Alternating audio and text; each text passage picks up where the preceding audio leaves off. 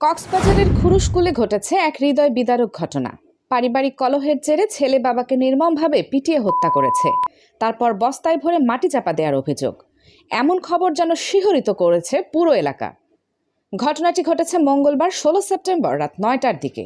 সদর উপজেলার দক্ষিণ ডেলইপাড়া কুড়িমারিয়ার ছড়া এলাকায় স্থানীয়দের সন্দেহে শুরু হয় রহস্য উদ্ঘাটনের অভিযান। বাড়ির পাশের ধানক্ষেত থেকে ছড়ানো দুর্গন্ধেই ধরা পড়ে লোমহর্ষক ঘটনা।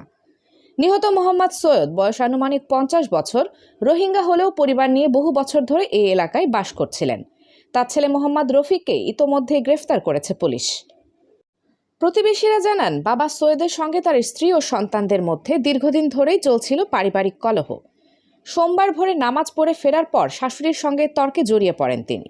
এক পর্যায়ে রফিক এসে কলহে অংশ নেন এবং রাগের মাথায় গলায় লাঠি দিয়ে আঘাত করেন। সৈয়দ মাটিতে লুটিয়ে পড়লে ঘটনাস্থলেই তার মৃত্যু হয়। অভিযুক্তের স্ত্রী শারমিন আক্তার জানান, মৃত্যু নিশ্চিত হওয়ার পর মরদেহ বস্তায় ভরে ঘরে ফেলে রাখা হয়। এমনকি কাউকে বিষয়টি জানালে বাবার মতো পরিণতি হবে বলেও হুমকি দেন রফিক। এতটুকুতেই শেষ নয়, মঙ্গলবার রাতেই পুরো পরিবার মিলে মরদেহ পুঁতে রাখে ধান খেতে। কিন্তু এলাকাবাসীর তৎপরতায় রহস্য আর চাপা থাকেনি। স্থানীয়রা 999 নম্বরে ফোন করলে পুলিশ ঘটনাস্থলে গিয়ে মাটি খুঁড়ে বস্তাবন্দি মরদেহ উদ্ধার করে। কক্সবাজার সদর থানার ওসি ইলিয়াস খান বলেন, এটি সম্পূর্ণ পারিবারিক কলহের জেরে সংঘটিত হত্যাকাণ্ড।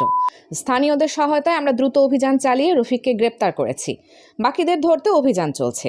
এই মর্মান্তিক ঘটনা আবারও মনে করিয়ে দিচ্ছে, পারিবারিক দ্বন্দ্ব কখনো কখনো ভয়াবহ পরিণতি ডেকে আনতে পারে। আইনশৃঙ্খলা রক্ষাকারী বাহিনী বলছে, তদন্ত শেষ না হওয়া পর্যন্ত কিছুই গোপন রাখা হবে না।